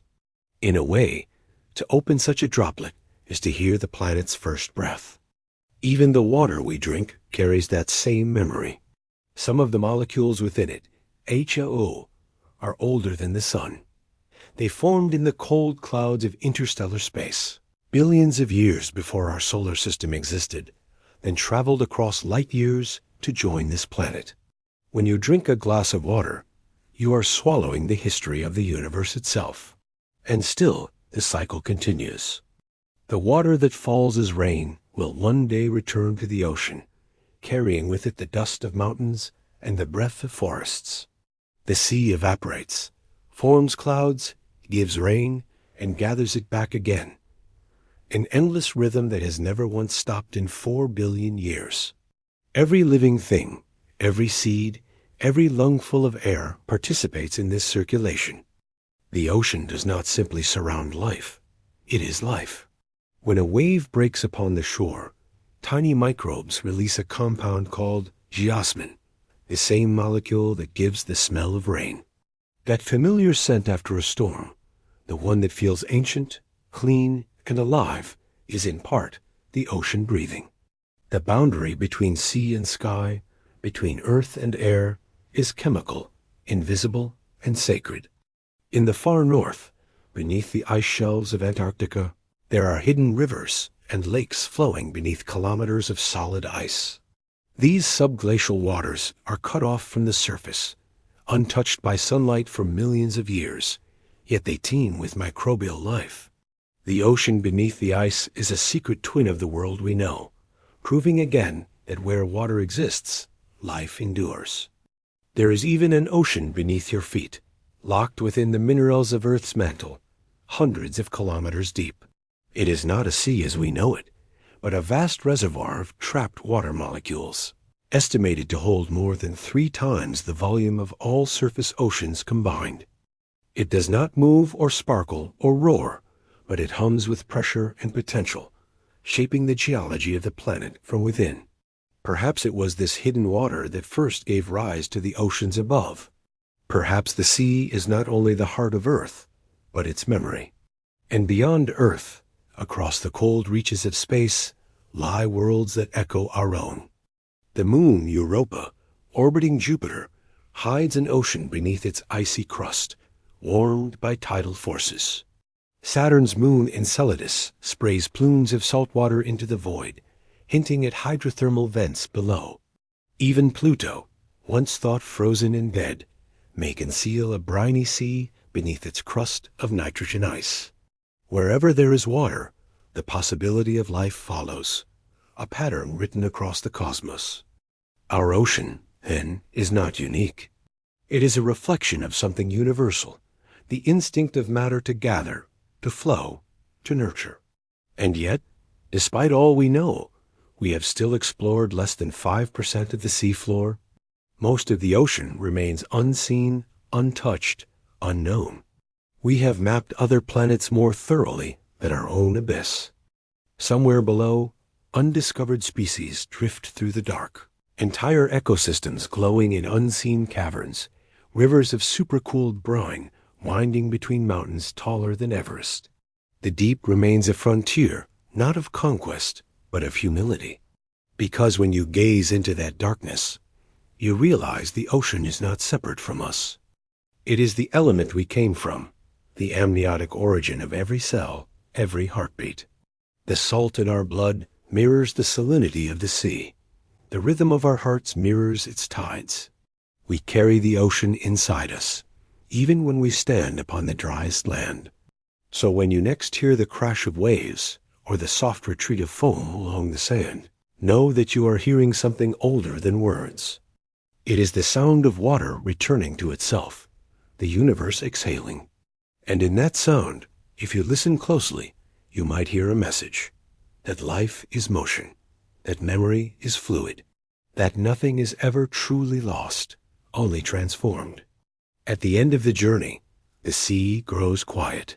The light fades to a soft and endless blue, the kind of blue that feels eternal, not color, but essence. You've descended past coral gardens and glowing shoals, past currents and shadows, past the murmuring pulse of the world above. And here, in the stillness, you realize something simple. The ocean has been speaking all along. Its language is rhythm. Its memory, movement. Every tide is a syllable. Every wave, a word. Together, they form the oldest story on earth, the story of water itself. If you trace that story backward, beyond the continents and the storms, beyond even the first rain, you arrive at a time when the ocean did not yet exist. 4.5 billion years ago, Earth was a furnace, a molten world wrapped in vapor. But even then, water was present, carried by icy comets, released from minerals deep within the mantle, forming clouds that cooled the sky. When the first rains fell, they did not stop for millions of years. The deluge carved the crust, filled the basins, and gave birth to the first ocean, a mirror forming beneath a newborn sun. In that ocean, life began, not in sunlight, but in darkness, at hydrothermal vents, where minerals and heat mingled to form chemistry's first whispers of biology. There, in the mineral scaffolds of ancient rock, amino acids assembled into patterns, membranes formed, and something stirred. It was not yet life as we know it, but it was the beginning of intention, the first spark of self-preservation, the first flicker of awareness. From that point forward, the ocean became a cradle, holding and evolving all that followed. For billions of years, every living thing remained within its embrace. The first algae learned to capture sunlight, painting the sea green with oxygen. The first jellyfish drifted through primordial tides long before trees touched the sky. And when fish finally crawled onto land, they carried the ocean inside them, in their blood, their cells, their tears. The sea became memory, written into flesh. Even now, our hearts beat in the rhythm of waves. The sodium and potassium that move our nerves are the same ions that balance the ocean as chemistry. The calcium that builds our bones once drifted through coral reefs. We are not visitors to the sea. We are its continuation. And yet, despite this connection, we have only glimpsed its surface. Beneath the familiar blue lies a vastness so incomprehensible that it seems more like a dream than a place. In the Hadal Zone, 7 miles deep, water temperature hovers near freezing, and pressure is 1,000 times that of the air above. It is a world without light, without horizon, where sound travels for hundreds of miles and time feels suspended. Here live the snailfish, delicate as glass, thriving where logic says life should not exist. Their bodies contain enzymes that prevent ice from forming within their cells, and their bones are so soft that they would collapse in shallow water. They are creatures sculpted by pressure, existing precisely where the impossible becomes possible. Nearby, amphipods, small, shrimp-like scavengers, feed on the slow rain of marine snow. Inside their tissues, scientists have found traces of plastic microfibers, carried from the surface all the way down into the deepest trenches. Even here, humanity's shadow reaches. The ocean remembers everything, even us. But it remembers more than what we have done. It remembers every era, every extinction, every rebirth. It remembers the sound of ancient rain, the taste of volcanic ash, the weight of drifting continents. It has carried the music of whales for millions of years, songs that travel thousands of miles through the deep, woven into currents like messages between worlds. When a blue whale sings, its voice can cross entire ocean basins. Following the sound channel known as the SOFAR layer, a thin region of water where temperature and pressure allow sound to travel almost without loss. It is the ocean's telephone line, its secret pathway of communication. A whale in the Atlantic could, in theory, be heard in the Indian Ocean. In this way, the sea has always been a network of voices, connected not by sight, but by vibration. Even coral reefs, often thought silent, are alive with sound. Crackling shrimp, croaking fish, and whispering currents create a constant underwater symphony. Newly hatched fish use these sounds to navigate home, guided not by maps, but by music. The ocean hums endlessly, a song without beginning or end. And yet, beneath that sound, there is stillness, the stillness of eternity. There are places in the deep where time barely moves. In the sediments of the abyssal plain, microbes live at the edge of existence, dividing once every 1,000 years. Their metabolism is so slow that they blur the line between life and dormancy. These are the slowest living organisms on Earth, surviving in the same layers of mud that have lain untouched for eons. To them, the passing of centuries is a single breath. And above, where the light returns, the ocean continues its dance of transformation. Plankton rise at night and fall by day, the largest migration on Earth, repeated every 24 hours. Every evening, billions of creatures ascend from the deep, feeding in the cover of darkness, then retreating at dawn. This migration happens across every ocean, synchronized by nothing more than the turning of the planet. From space, it appears as a slow, rhythmic pulse, the ocean breathing. Among those travelers are salps, transparent chains of jelly-like bodies that drift through the twilight zone, filtering water as they move. They feed on microscopic plankton, and in doing so, play a vital role in regulating Earth's carbon cycle. When they die, their bodies sink, carrying captured carbon to the seafloor. These delicate beings, almost invisible, help shape the planet's climate. That is perhaps the ocean's greatest secret. Its strength lies in its smallest inhabitants. Prochlorococcus, a bacterium barely larger than dust, produces up to 20% of the oxygen in the atmosphere. Invisible to the naked eye, it is one of the most abundant life forms on Earth. Trillions upon trillions of tiny green cells floating in sunlight, quietly making breath. Without them, the air itself would change. So when we look at the sea, what we see is not its entirety, but its reflection, the visible skin of something infinite. The surface glitters, but beneath that thin layer, life and memory stretch beyond comprehension. The ocean is not empty. It is full of time. And every drop, every current, every tide is connected, from the rain that falls on your window to the trench where light has never been. When you drink water, you are drinking the past. When you exhale, some of that moisture will rise into clouds and one day return to the sea. The ocean is the only thing that truly circulates through all things: stone, air, fire, and flesh. There is a kind of grace in that thought, that even as empires rise and fall, as mountains crumble and species vanish, the ocean remains, not unchanged, but eternal in motion. Its form may shift, its creatures evolve, its shores retreat, but its essence endures, because water cannot die. It only transforms.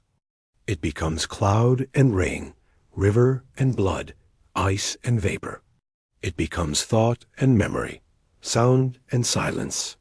It carries within it the imprint of everything it has ever touched, from the stars that birthed it to the hands that hold it now. And perhaps that is what the ocean has been trying to tell us all along, that we are part of a cycle far older than our species, a rhythm deeper than our language. Every time a wave breaks, a story ends and begins again. Every droplet that evaporates carries a trace of what once was, destined to return in another form. The ocean forgets nothing, forgives everything, and continues. So when you next stand at the shore, close your eyes. Listen. Beneath the wind, beneath the gulls, beneath the ceaseless sound of surf, there is a heartbeat, slow, steady, ancient. It is the same rhythm that beats within your chest. Because you are made of this. You are made of oceans and stars, of minerals and rain. The water that fills your veins once flowed through coral reefs, through clouds, through the veins of trees, through the hearts of whales. You are not separate from the sea. You are one of its waves, one of its moments, returning home. And though you may forget, the ocean never will. It will continue to breathe, to move, to remember, carrying the memory of all that was and all that will ever be. Because in the end, the ocean is not a place. It is a living archive of everything that has ever existed, a mirror in which life sees itself, endlessly changing, endlessly the same. So let it speak to you softly, that the light still filters downward, that even in the darkest depths, there is life, that every ending is another tide beginning to rise. This is the memory of water. This is the voice of the ocean, and it has never stopped whispering.